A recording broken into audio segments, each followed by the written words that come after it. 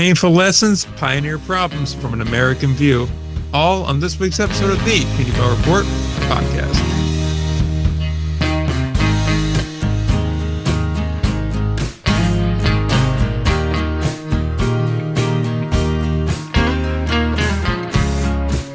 We're back again, episode number 326 of the Indie Bar Report podcast. So, Ryan, how was your week? It was fine. Both hands are intact, so things could be worse. How was yours?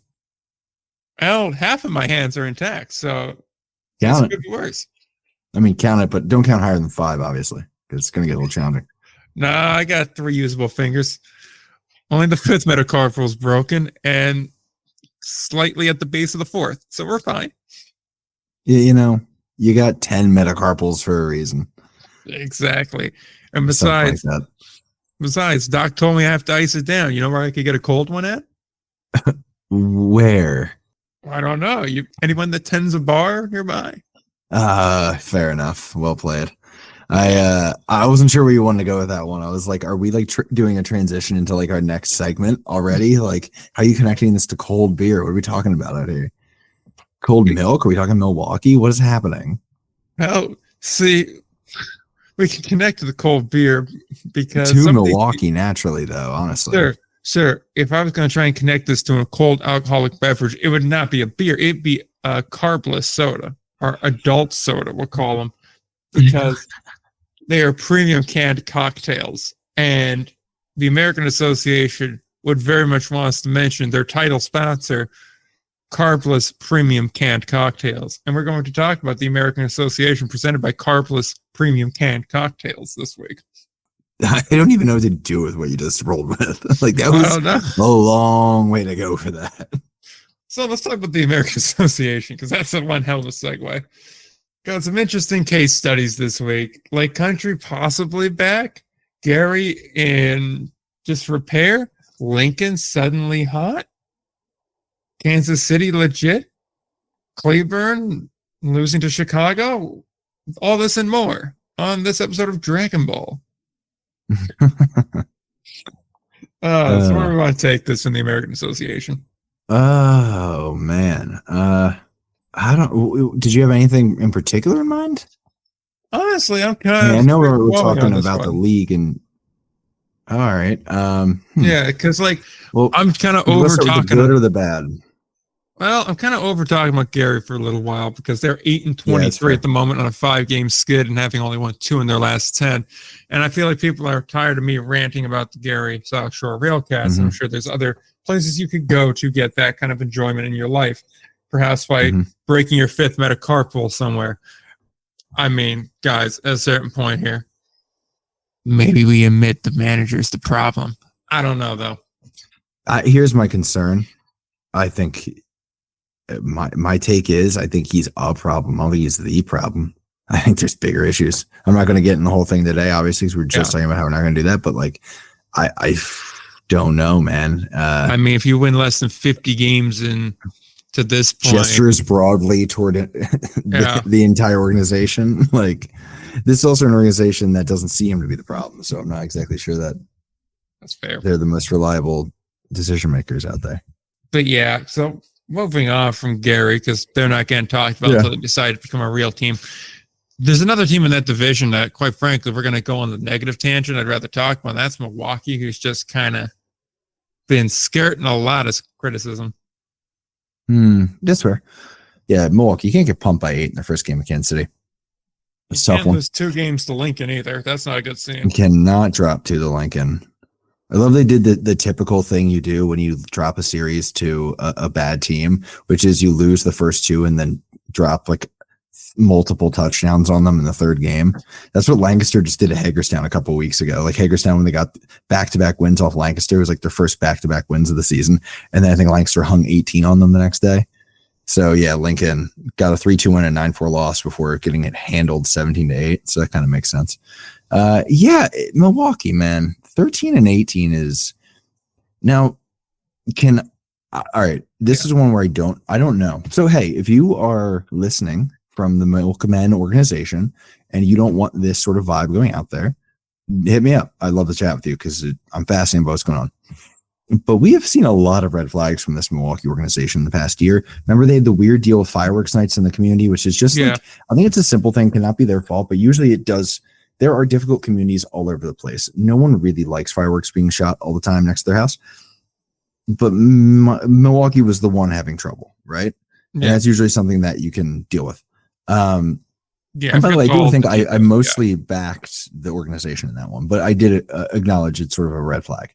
And then there was sort of some grumblings and some fall off from like how good they've been. Now this team looks kind of messy, and that's one of those ones where on field can, and is not always, but can be an indicator of other issues. But I will say the behind the scenes word, and this is a rumor, and this is where I would love some follow up details about why the American Association is not on Baseball Reference. I heard rumor there were stat reporting issues. And it might have been from even as little as one specific team, and it might have been Milwaukee. So if that's the case, it is an interesting indicator of bigger issues. But I would love to hear more. I've never been able to get that confirmed by like more than 1.5 parties. So we'll see if that goes anywhere. But all that to say, Milwaukee kind of does feel like a mess over the past year after a kind of a hot start as an organization. Yeah, no, they've gotten off to a really good start and felt like in the pandemic, things were going really well for them. They had a couple of Adam Brett Walker seasons that were very nice, got a championship in that, made another championship against Fargo, which was a classic of a battle back and forth. And everything kind of felt like it was trending in the right direction. And now it does not feel that way at all. It feels like some off years are more or less the way it goes and the way it shouldn't be. And just looking here, like they have some starting pitching. Like after the third guy kind of falls off, Frankie Bartow, I don't really view as a starter, but he's been turned into one. And it feels like everybody's just trying to pitch in and pull tarp in that fifth day spot.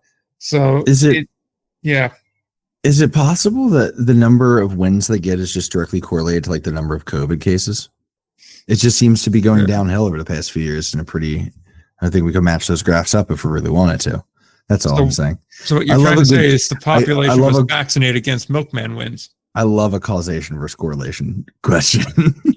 The ones where it's like the number of milkman wins seems related to COVID cases and also arrests in Ecuador. You're like, I don't think so, but sure.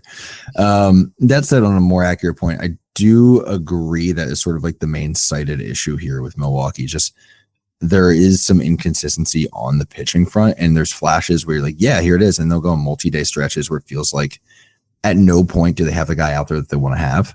Yeah. Which is kind of infuriating. I mean, they're sitting at what's this ERA at this point? It's a 5.23. It's the worst in the league. Yeah, it feels like both sides of the ball, there's just no real depth. I mean, you look bullpen wise, you have realistically 1, 2, 3 guys, 4 guys that I feel good rolling out there, or at least feel confident in, that can give me something of quality. And after that, it feels like a real dice roll there. And then batting wise, it feels like after I get through the first 4, it turns into, I really hope someone steps up tonight. And even then, the first 4, I don't want to say they all have their own flaws, but they're all not the best. Santiago has some speed, it looks like, but he doesn't steal bases and he does into some double plays. So that's not great. Osberg, he hits for some average, doesn't walk terribly much, but he hits for power. So that's fine. He doesn't strike out that much for a power guy. Looks like once every other game. Then you get to Perez, who's good for a strikeout a game, doesn't have much in the way of power, doesn't look like too much of a contact guy or too much of a walk guy, but he finds a way, which is nice. And then Scott Otta, who kind of just up and left Sioux City to go here, has a nice average, doesn't strike out that bad, but he also doesn't really walk much and doesn't really bring much power, but he is getting a lot of doubles. I mean, 11 in 31 games feels like a good number to be at this point. It just feels like nobody's really stepping up and providing anything here, and that everybody, and again, I'm not going to say like your roster should be perfect. No, on any level we have a roster that's perfect. Everyone's going to have some sort of flaw or defect in their game, but it feels like more so than with other clubs here, at least ones with expectations, that there are some serious red flags here. I mean, the lineup assessment's pretty good. Now, I will actually give credit where credit's due here. I actually think that this is they're getting more out of this lineup than maybe they should. Okay. And that's a credit to, I mean, I guess the lineup design a little bit. And that's, I will say this is based off of just like what the numbers are saying. And like, I've probably seen 3 or 4 Milkman games in the past 2 weeks. So when it's that irregular, I do admit that there can be sort of like a sort of thing that's like, well, I'm missing the bigger picture. But I do think Anthony Barone does have the tendency to be able to put together a good lineup. And the way they're doing this lately has been, the 4 main hitters, Osberg, Perez, Oda, and Santiago at the top. And then they have, most nights, it seems like they're doing Marte, Adolfo, Estep, Blake, and then it could be a Scala. Like, it depends. A Scala, if he's in, that's where it gets a little fuzzy down the bottom, like who's going to be in what day. But they're doing a thing with it where like about 2 of those guys are like actively bad hitters. Yeah. And then the other 3 are competitive, below average types. But they can put together some at-bats and kind of compete. And I think they're doing a good job. They've done it. They've avoided this temptation, I think, they've put it together intelligently enough where essentially they seem to avoid too many just like straight up easy ABs. And it's forcing, good pitches to be seen by good hitters. And it's also, not getting that vibe where your guys get on and then immediately it's just 3 outs, and I think it's not all the time, but there's enough happening there where they're kind of at least avoiding every rally just being immediately killed before it can become something. So there is that. Marte does have a little bit of power too, and I think that's helping. He's now been batting 5th lately. And I think that's just kind of providing a little more cover to Santiago, who's sitting in that 4 spot. My other criticism, though, on the flip side, I'm not sure about Santiago in the 4 spot, but it's a different thing. But Osberg's absolutely crushing this year. Been good for him so far. I mean, like in the past week, he has 3 triples. So 4 if I'm honest, so it's coming a lot, but. No, if I'm honest, I kind of would like to see him the 3, but I know it's nitpicky, so I can shut up. But I just actually feel like I'd like to even see him get a couple more at bats during the year just by switching up. But we just did a lineup deep dive the other day while we were trashing Gary, so I'm not going to do it again. But to end my point, I do think this offense is actually perhaps better than the sum of its parts, which is a little concerning. That said, I wonder if even this is sustainable for how long, and what does that mean for this team moving forward? Because this is the second straight, looking like it will be the second straight disappointing season for them. That's tough to take after the way this team started. Yeah, I agree with that. I mean, like, there's also some guys here that I do think roster-wise, they seem to get a lot of doubles or a lot of triples. Playing them towards the top part of that lineup may be more helpful, at least than you have a guy that's starting off on second or third. Even the rest of the lineup's not really producing. They could just get one deep fly. You probably could get a run or 2 here or there and start to steal it. But even moreover, this past week, it doesn't look like it's been as bad. But the pitching is something that's been ongoing. And if you can't get something out of that, then it doesn't really matter. Right. The other thing I'll point out is I don't want to make it seem like, they're dead in the water. Let's not overreact. They're a game behind King County. So they're very in it just because of the American Association's playoff system. But that's where I'm saying maybe I'm hoping they're being pretty active looking for potential moves to make in-season upgrades here.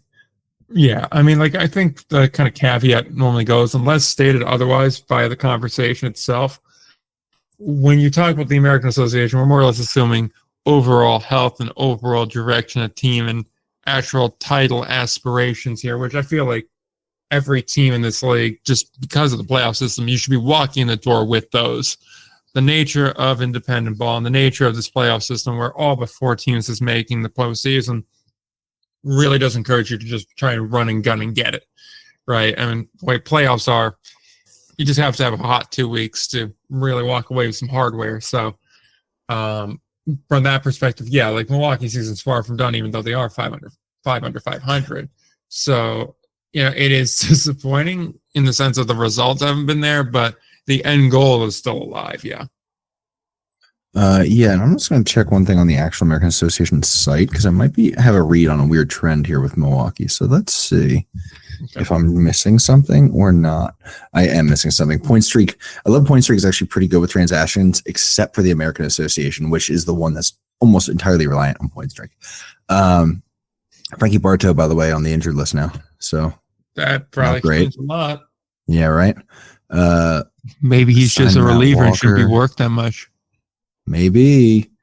Got another reliever, Chase Gearing on the. I'm just seeing some of the transactions they've been making, trying to see kind of where guys fit and how they've been doing things. Very active on trades. It's a little hard to find a solid trend, but it will. They're making moves at least, so they're not just stagnant on it. I don't know. What's the upcoming schedule look like before we move on from Milwaukee? They got. That's not what I wanted. I got the full league schedule. All right, here we go. Let's see. It's this interesting stretch here because they just got punked by Kansas State tonight. Got 2 more with them. Home for 3 with Chicago, who's been hot, and then going to Lake Country, who's leading the division, and they got 4 against Fargo. So yeah, dude, we're gonna know a lot in the next 2 weeks. Could be. So this is gonna be an interesting stretch here. I mean, they got to probably at least stay. That's their next 5, 8, 12 games. I mean, they got to get 4 or 5 of those to stay around, I feel like.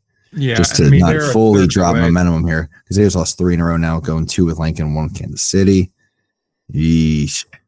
It could be curtains of this coming up soon here. I mean, just in a sense. King County also has Gary and Lincoln in that stretch, and then Gary again. So yeah, hey, Milwaukee, now's the time. You're gonna want to win some. Yeah, you're a third of the way through the season. The team directly in front of you has some light work in front of them. So looking elsewhere here, I just want to cover really one other team from the association. Given the hand situation, it's easier to keep these shorter. Sorry, guys, you're going to deal with that for a month.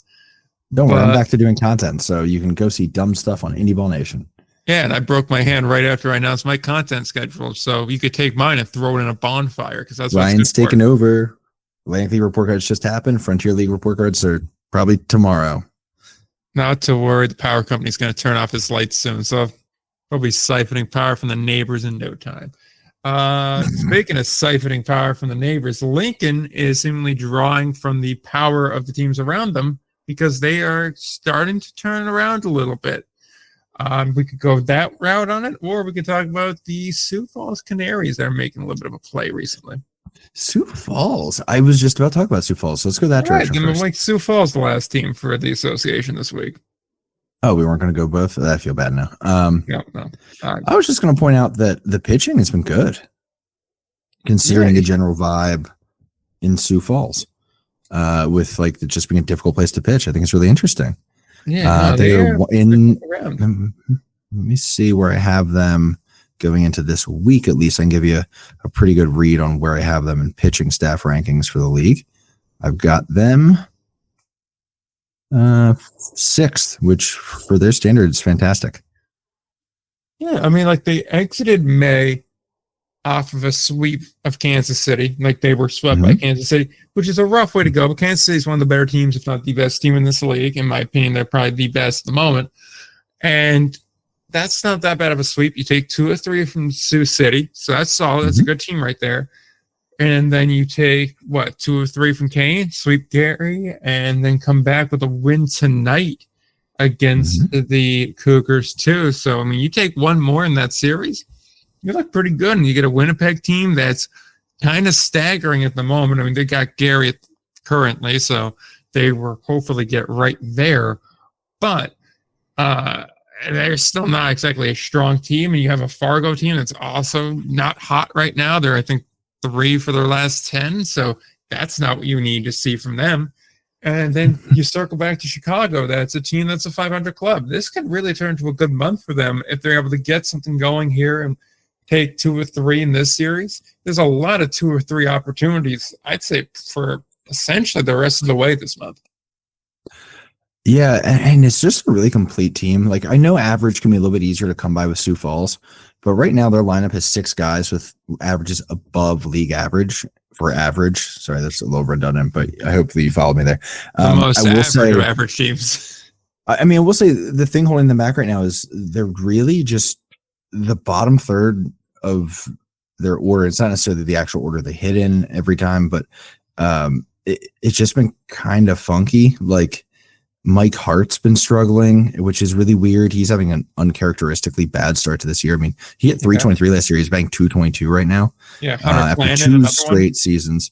Yeah, Hunter Clannon, Matt Ruiz, who's you don't expect as much, but you like to see. Auerbach. So that's been weird because Achenbach, yeah. So but I mean, obviously, Josh Raywalt is a terrorist. It's like God, yeah. Estrada's insane. Found youth. Yes, exactly right. Jordan Barth is killing it. So look, the lineup is not hurting for production, right? But it would be that's going to start to hurt in the long run here, but it's definitely they're making it happen right now. The pitching side though has been really impressive, and I mean they got like Cosby still. I don't think he's given up an earned run, right? Yeah, Christian Cosby. I'm just checking to see if he did last game here. No, he didn't. And then we've got on the starting side. Oh, Tom Dorminey, by the way. I really like Tom Dorminey. We had him in Lexington. Really good dude. If I recall, and if he hears this and I'm wrong, he's going to kill me on it. But like he had some trouble staying healthy there for a couple of years. And this year he's back and like he's like very back. 2.77 ERA through 6 starts, 41 Ks and 35 2/3 innings. He's just looked really good, man. 9 walks to those 41 strikeouts. It's been like really impressive. He's a guy who hasn't had a big year recently and he needs one. So it's great to see. And then who else was it? Tanner Brown was the other I was thinking. Tanner Brown's looked really good so far. Wasn't Dorminey originally a Brett Jody guy from Somerset? You might be right about that. I'm pretty sure it was, because that's where I remember the name from originally. So I'm kind of surprised he didn't make his way to Lincoln. Yep, he was in Somerset in 2019. Yeah. So he pitched 92 innings, had a sub-3 ERA there. Went to Chicago, pitched really well. Had 3.6 ERA there. And then when he got to Lexington, he didn't pitch really in 2021. He pitched in Mexico in 2021, but only had a few starts. And then 2022 just never really found it with Lexington. That was obviously a weird year for everybody involved. Can vouch. Didn't pitch in 2024 and then came back this year and just been absolutely on fire. So good for him, man. 7-ish hits per 9, 1 home run in those 35 2/3 innings. So that's getting it done. Like really the only starter I look at that I'm like not great. It's like Ryan Zimmerman's one of them. And he's a dude that just like, he is a dude that just keeps finding work. Yeah. Gotta have it. Like, God bless him. Yeah, he'll go out there and he'll do what he can. But I mean, so far he has an 8, a 9, a 6, and a 10 from his body of work here. Those are some brutal ones. Did pitch 1 innings of hitless, scoreless ball, 3 up, 3 down against Gary though. Hey man, handled. Like, sounds like it went great. Sounds like it's get right game to me. Yeah, I mean, let me see. Was that a blow up outing? Yeah, 10 runs against Cleburne on May 29th. I wonder if he was had like 4 blow-ups. So he has absolutely gotten murdered in every outing. So, okay, hey. So what I'm picking up here is the bullpen's a vibe. The bullpen's a vibe. Right. So, like, okay. He sounds, to me, at this point, he sounds like a guy that's going to go out there, and if you want him to pitch quality innings, you're going to send him out to throw 2 innings, maybe 3 in long man work in a day that you really can't afford to take a loss and you really can't afford to let your starter figure it out. And if the game's out of hand and you had to yank your starter early, he sounds like the kind of guy that you just put your hand on his shoulder and go, I need you for 5 today. And you just send him out there to get murdered. Can we discuss Ryan? They just signed Zimmerman today after releasing him at the end of May. What? Crazy. For this? No, he was with Sioux Falls, got rocked for 4 starts. They released him on like May 29th after getting shelled by Cleburne, and then 12 days later picked him up and put him in the bullpen and he pitched a scoreless inning. Hey, bud. What? No, I just like, I imagine the conversation like, hey, yeah. Hey, man. Well, either that or it's we told you we'd call you. Like, Could have been that. And honestly, he could have been like, yo, like, I mean, if it was just a thing where you need to like take a rest, like maybe like, but then you'd put him on the 10-day because he basically just had a 10-day IL stint is what it feels like. You know, he didn't actually, but that's essentially what this was. Sioux Falls Phantom IL'd him to the inactive list. Sioux Falls sent one of these texts I'm putting through in the message. Or one of the ones where it's like 5 wides. No, it was seeing all these shots being fired in the Middle East made me think about how I might have missed my shot with you. Would you want to come by and throw a relief inning today? I do like that they have the two Zimmermans reunited. That's fun. We'll go get the one from Sussex County too. Let's get 3 here. Gotta catch them all. Got more Zimmermans than a German telegram in 1910. Calm down. Settle down. They're all going to Mexico soon, buddy. Oh my God, you're an idiot. Remember the Lusitania, kids. So Sioux Falls, that is my point. Okay, I'm back. Okay, we're back on. It's going to be interesting. Sioux Falls, they should be able to clean out Winnipeg coming up, and then they got a tough test. They got Fargo, Chicago, and then Sioux City. So we're going to kind of figure out exactly what Sioux Falls has. They have not had many big stretches of like good teams back to back to back. So this will be interesting because they did have Fargo, but then they had Lincoln, they had Chicago and Lake Country, and they struggled in that stretch, by the way. Once they got past Chicago, they struggled Lake Country, and then they went Milwaukee, Cleburne, and then Kansas City, which did not go well. So let's see what they can do. Again, you know, it's easy enough to win 5 or win 4 in a row when you got Gary and then you got one with King County. So let's see if they can keep it moving. We're going to find out a lot in this next week, which how many times do I say that? But we're just at that point of the year where there's a lot of like up in the air things. And we're just now learning like, okay, this team is definitely bad or this team's definitely good. And every week I feel like we have a shrinking population of question marks. And those question marks now, as we're learning more about others, are playing teams where we know they're good or bad. So we can actually judge the result. We're getting past that thing where like a team will sweep another team or like, wow, are they really good or is the other team just awful? So now we're actually getting to learn something from these series, I feel like. Signs, bitch. There should be a name for that. It's like the question mark corridor, the ever shrinking question mark corridor within the league. We got the Pinkman theorem. Let's see here, and how you're my final destination. There we go. You make my heart like LA, on fire and burning. Dude, did you see the call in the Pioneer League game the other day? Yes, I did. I retweeted That's so it. good. Yeah. Well, there's been some wild announcing this year. And hold on, I got to give the shout out where it's deserved because he tags me in everything. Yeah, he tags me so good. He watches more games than I do, maybe. Well, I don't know. I watch a lot, but I add him to the poll because of his focus. But he's awesome. Yeah, honestly, there's a chance. I demand Justin Aaron be added to the poll. Now I don't have to go too far to find his name because I know it'll be in my mentions very quickly. Yep, Justin I Aaron. love it. Add him to the poll. Justice for Justin. Yeah, Justin Aaron. Yep. Add him to the poll. Awesome, now. dude. A Yinzer who's up late watching Pioneer League. Just a man after my own heart. He's degenerate enough to be one of us. Add him to the poll. One of us. Google gobble, one of us. We accept you, one of us. Google gobble, one of us. Oh my gosh, dude. So any last thoughts? Let me see here. I'm just checking my standings. My quick view here was I got DMs. Lake Country is interesting. We'll talk about that at some point. Because again, another one that we'll know more about in the next week. Cleburne is fascinating. We'll see how they can hold up. I feel like travel tends to wear that team down a little bit, and the summer days in Texas. I know they do have a lot of guys built for that heat, but still. Gary has now dropped 5 in a row. That's a train wreck. Lincoln has won 7 out of 10. Hilarious. Yet still in the bottom of the division. Tough break today against, Winnipeg got a win.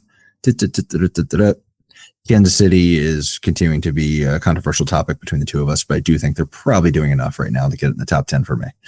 I think we're going to switch to the Pioneer League. Last league for the week, as I mentioned last week, we do 2 per week to give everybody the ample amount of time. And especially now that my hand's busted and it takes me 3 times as long to edit, because I can't use my right hand to grip a mouse, we will be going to just one of their league for the week, and that is the Pioneer League, where it is a bit of a shit show. I will just hop in real quick to say I know Sussex County's probably not happy with me because of where I put them in the poll. Which is not in the top 10. you are at least getting an A on your first quarter report card. So there you go. Put down the fridge, baby. All I'm going to say is I am down to have them in the top 10. I do think putting them top 5 is kind of wild. I do like that our third voting party here really does it differently than either of us. I'm very like analytical and potential focused. You are straight like results and who is involved focused, and he is very like, hey, if you're winning games, you're winning games. You can't pick opponents. I'm like, I kind of get that too. So I do like that we're coming from 3 different spots here, and it's not like redundant. Yes, and once we add Justin Aaron to the poll, I know who knows where he's coming from. Exactly. We're going to see Washington at number 1. These Yinzers. Hey man, at least I'm not the only one who's overvaluing Washington at that point. And then you put Gateway in there, who just eked one out against Rockland Extras. So. Grand Slam, Great Falls. Oh my God. And that's our segue, folks, into the Pioneer League, which, as I just mentioned a second ago, is a bit of a shit show. So, where do we want to start? Possibly with Great Falls Voyagers about to snap their 16-game losing streak? Honestly, hold on. I got to get the tweet out. Who was that? I feel bad. And either way, I got to get over to their point. Swenda. Yeah. So where do we want to start talking about this? Because I know I'm probably the one who's been watching more Pioneer League ball this week, just because I'm weird. And because I'm in a Pioneer League fantasy league that now I'm overly competitive in. Honestly, I look towards the bottom. Sorry, our fantasy draft also didn't happen this week. It was planned. We were going to do it, and then, well, I broke my hand. And you're going to hear a lot of that. Yeah. So, I kind of want to start at the bottom because it's a little bit more interesting. Like, Grand Junction up all seems pretty run-in-the-mill. Mm-hmm. Like, middling team, probably not that good, probably not going to do anything, but not particularly interesting one way or the other. Although, like Glacier going 1-9 the last 10 is a thing.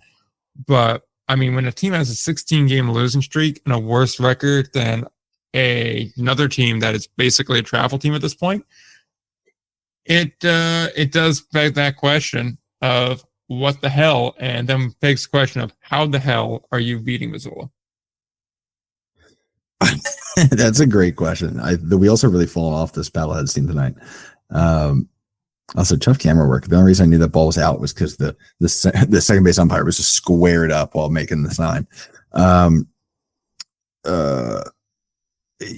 I mean, Northern Colorado is the common sense bad team in this league. It is shocking that Great Falls is doing what they're doing by going 2-19 over their first 21 and dropping 16 in a row. It's just unbelievable. Beyond that, I'm trying to even contextualize this right now, which is, if we're looking from the offensive perspective, Great Falls is bad. If we're looking from a runs allowed perspective, Great Falls is bad. But NoCo is worse in every category, just by a little bit. So I'm like, maybe it's just playing better opponents. I don't know. I don't know what to make of the Pioneer League, and we need to talk about that part. I'm sorry, that was disconnected. Where would you like me to go first? Which drawer should I be opening here in the Pioneer League ADHD that's happening in my brain right now? Time to do my job as a traffic cop. Yes. Why don't we go ahead here and talk about the general points of the Pioneer League, and then we'll go into specific teams. So we'll make Great Falls wait a second, and we'll make NoCo wait a second, and we'll ignore Glacier and Yolo being tied late for a second, and then we'll just dive right into what's happening, and then we'll sort out from there. NoCo, by the way, 18 runs on Grand Junction tonight. Good Lord. We're not looking at that. We're talking big picture. No, we're not. I'm back. Right, so big picture. Oh, this is something that's cropping up in a few leagues. So I'm briefly touching on other leagues as well here, but it's just to show it's not just a Pioneer League thing. We are having some parity issues in the Pioneer League right now, which is the top of the league is quite good. And that's specifically Missoula, who is 14-5, about to turn to 14-6, presumably. The 15-4 Idaho Falls team, the 15-3 Rocky Mountain Vibes. I believe the Vibes and Chuckers, or the Chuckers just lost, the Vibes just won. So yeah, that's kind of the direction things are going in. 16-5 at the moment, yeah. Right. Yep. And then you have Oakland. Oakland is close to that realm, but I'm saying like we're talking above 700 winning percentages is really where you start to grab the attention. Okay. On the other end, Great Falls being 2-19 going into this game, NoCo being 3-17 going into their game today, now 4-17. Grand Junction being 6-13 and doing it the ugly way is really rough. And so there are multiple things to note here. I'm just going to hit them all in broad strokes real quick because I like the Pioneer League. I've spoken to that on many occasions. I am just genuinely concerned for the stability of the league right now. And that's because, one, they've created a problem for themselves here, which is the scheduling is a mess in the league. It's not very even.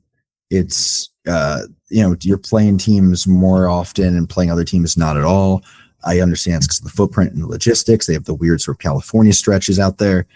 I understand why we got here. But the problem is now you have two teams in particular that are really bad.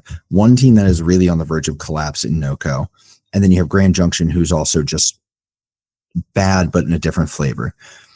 And then you have teams who just have more games against them. I mean, there are teams who, I'm looking at Rocky Mountain, who I believe has the most games against Grand Junction and NoCo combined. And it's like, okay, you put all of your teams into one division. How are you supposed to compete with Rocky Mountain if Rocky Mountain is just going to be pummeling those teams? 30 plus times this year. And that number's off the top of my head. It might be in the mid 20s range, but I think it's hanging around there. That's a concern. And that's a concern for multiple reasons here, because right now, if you need a reminder of the playoff structure over in the Pioneer League, it's two teams make it from the first half, two teams make it from the second half. If the first half ended today, Missoula's out, even though they're 14-5 and they're pretty good. And Oakland is out, even though they're a very deserving 11-7 team. And Idaho Falls is in, who I'm genuinely pretty impressed by, and Rocky Mountain, who has just absolutely been kicking up bad teams. And I'm not saying that those two aren't deserving playoff teams, but we need to see more. And it's just an example of the fact that this could get out of hand quickly, because some teams, like there are teams that don't play NoCo at all this year. And I don't have them off the top of my head. I think Glacier's one, but there's another out there too. And I think they're in danger of this league kind of becoming a farce that way, where it's just, okay, whoever's going to beat up on bad teams and have more games against bad teams is going to have a shot. Now, that is one thing to keep an eye on. There's nothing we can do about it now, but it's something to keep in mind as this sort of progresses and potentially spirals toward the playoff race or lack thereof. Other end, when I get concerned about the Pioneer Leagues, the sanctity and health of the Pioneer League. We in 22, right? That was their first. Let me go back. Let's go to year 21, I believe was. Yeah, year one of the Pioneer League. That was the one where we were like, there's a lot of offense out there, huh? And like we really kind of started the joking and stereotype of the Pioneer League's football scores. They had 7.6 runs per game being scored by each team. Right now we're at 8.3 runs per game to start. I tweeted something the other day, which I thought was a banger of a joke, but I do actually believe what I'm saying. And that was that the Pioneer League is like a recession indicator, but for pitching talent. And I think we need to keep an eye on the Pioneer League potentially having some issues when it comes to pitching depth here. And I'll give you the issues real quick. I've talked to a couple coaches about it now and what they're dealing with, just so people know what they're looking at. Then I will finish this off by giving thoughts on how the league is going. And I'm really sorry, but I figured you'd let me take this over. So here I am. There are a few issues here. So the issue that happened early in the Pioneer League's existence as an indie league was you had a lot of those COVID years from college kids. So Pioneer League is built as a roster restricted league for pulling young guys from college and giving them their first pro opportunity and developing from there. They really ran into issues when guys just weren't leaving college. Obviously an issue because, they got the extra year of eligibility from COVID. Now they kind of hit a flow over the past few years and offense has been regulating itself. It's been a far more sort of down to earth league. And now what we're seeing with this weird uptick all of a sudden, I think is yes, a bit of a lack of talent, especially in maybe some higher elevation teams. So they're already going to be seeing a lot of runs scored. Missoula home run game's not dead yet.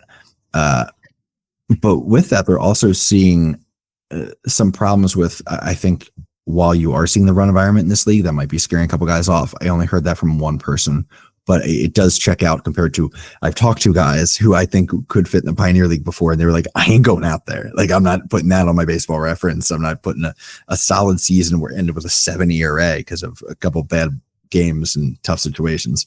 On the flip side, it's something that I think is starting above the Pioneer League, and that's if you talk to Atlantic League and American, I will also say, for the most part, baseball operations people, I hit up somebody who got me on this. It's an obvious thing, and it didn't occur to me to even start asking the question. But as I talked to more people this week, Atlantic League baseball ops people are struggling with Mexico right now. The Mexican League, if you recall, opened up how many Americans can be on each team, and just like any other league, pitching is a premium, and it's really eating up potential pitchers, and they're harder to replace. Estimates are, dozens potentially of what would be key pitchers who would be leaned on for serious innings in the Atlantic League, not even to mention the ones in the American Association, which is also numerous, are in Mexico this year that previously would not have been. That's causing obviously gaps in the roster, the gaps in who's eating innings. So you got to pull from the best available guys, both from an innings perspective and a results perspective, from, potentially from the Americans pulling from the Frontier is pulling from the Pioneer. And the end result is the American and the Atlantic League have seen actually a decrease in runs this year, which is interesting, a minor decrease. But the Frontier League has seen over a half run per game more from each team. And the Pioneer League is seeing nearly a full run, as we've compared to last year, per team more. So like in the course of every game, you're seeing about 2 more runs. And it's stretching people thin. And I think it's going to be the start of potentially a trend here. And I'm not sure how they're going to rectify it. Nobody seems to have answers. Also, the last one I heard, and I heard from 3 different people, the growing belief that the pitch clock is causing more injuries. I don't know what we can do about that. I don't know what the answer is. It has to be a philosophical change, I think. I was going to say, why would that be the cause? Just people rushing it? It's less recovery time between pitches. And guys are still throwing max effort because you want to put your best stuff out there. Now, not all of them are, but there are guys who are, that's the most part. So that's part of it. Now, I will put to that is a theory that's being researched and studied by a lot of people right now, smarter than me, but it's been pointed at in the majors, it's been pointed at in the minors, it's been pointed at in indie ball, so there might be something to it. But the point is, you can't argue that there is certainly a shortage here, and guys are being stretched thin. I mean, we just saw Craig Stem pop out of retirement to pitch for Gastonia. We got our favorite politician back with Sioux City right now. So, yeah, man, it's getting pretty thin. So all that to say, to give context to when you see crazy scores in the Pioneer League, understand, while it is funny to go, haha, Pioneer League, it is, as an indie ball fan, they are doing the best they can. This is a Pioneer League defense for me, with very limited resources that are getting more limited by the day, seemingly. I don't think that's a death knell for them at all. I think this is just the natural ebb and flow of things. There will be a solution here, but I think it's something to keep in mind. All of that to say, I think Idaho Falls is very good, and I think Rocky Mountain is pretty damn good. Missoula, when they're not getting absolutely kicked in by Great Falls out of nowhere, is quite good as always. The California teams are battling just like always. They picked up just where they left off, separated by a half game to start the day. And I think that's probably going to be our 5-team rush for the top 4 in the league, with Boise hanging around there too.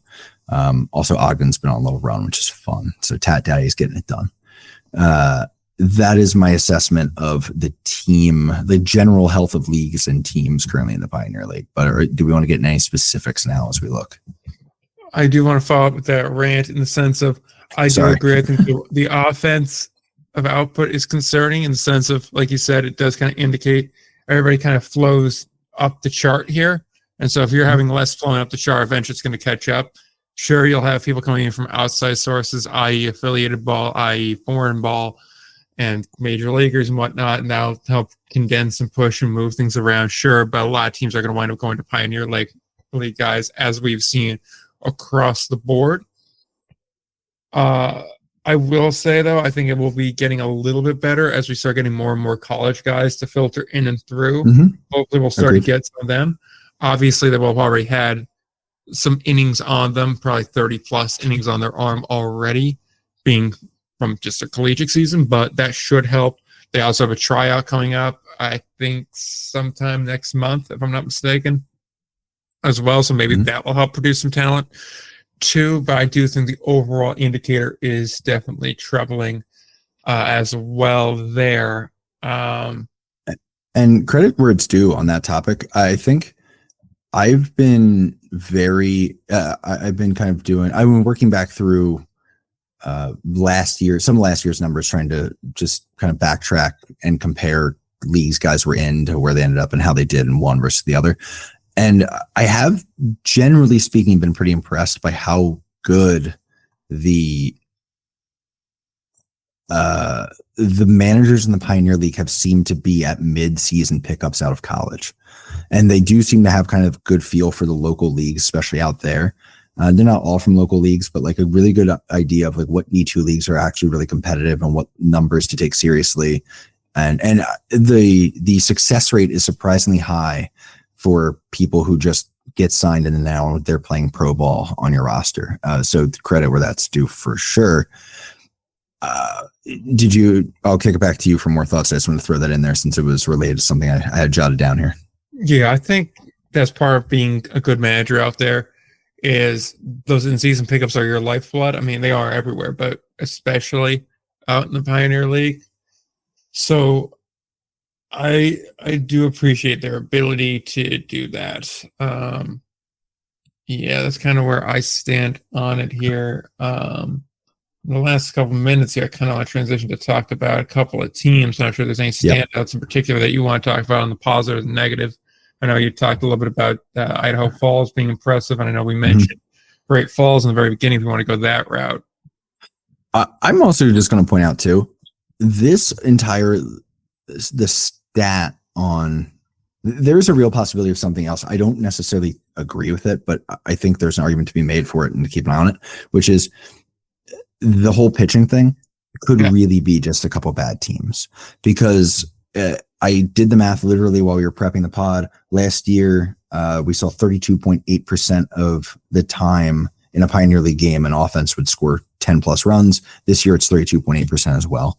Additionally, if we're looking at the runs per game by team, I mean, the top half this year is generally lower or about with what they were doing last year. The worst team last year was giving up 9 runs per game. Right now, Great Falls and Northern Colorado are giving up almost 13 runs per game. Additionally, Billings and Grand Junction are giving up over 9 per game. So 4 teams are worse than the worst team from last year.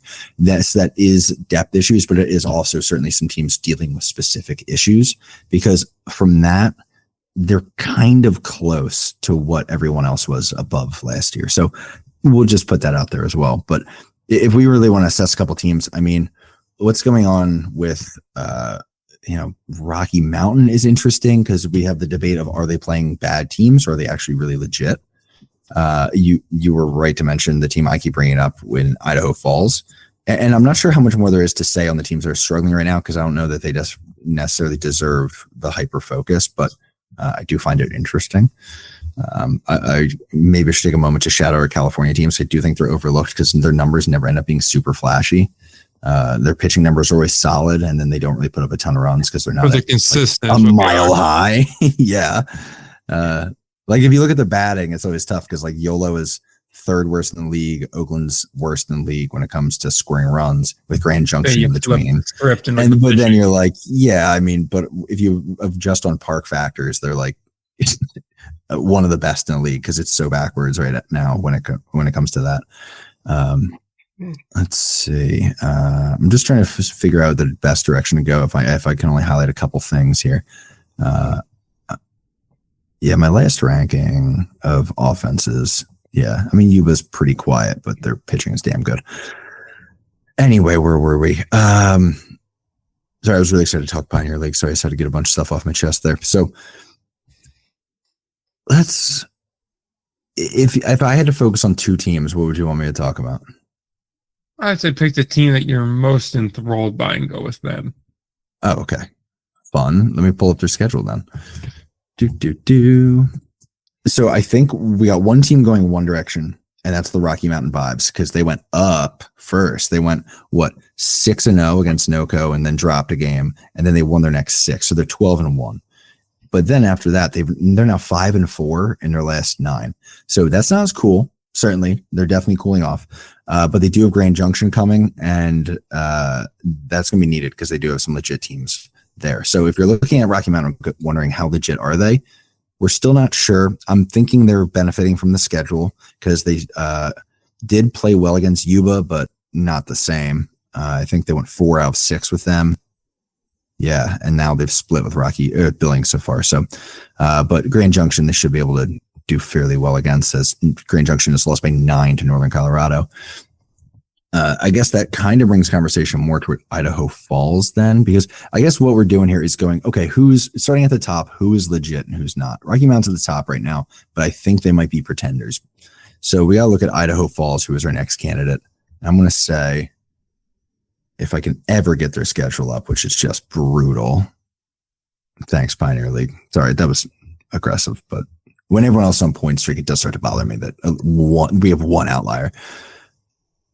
So Idaho Falls started out hot in June. If we go back to May, they won 5 out of 6 against Boise, and then I think 4 out of 6 against Billings, and then they proceeded to sweep Grand Junction, and then now they've split with Boise. So it's a little tough to tell. I think Boise's a fairly legit team, so Idaho Falls we might say is legit.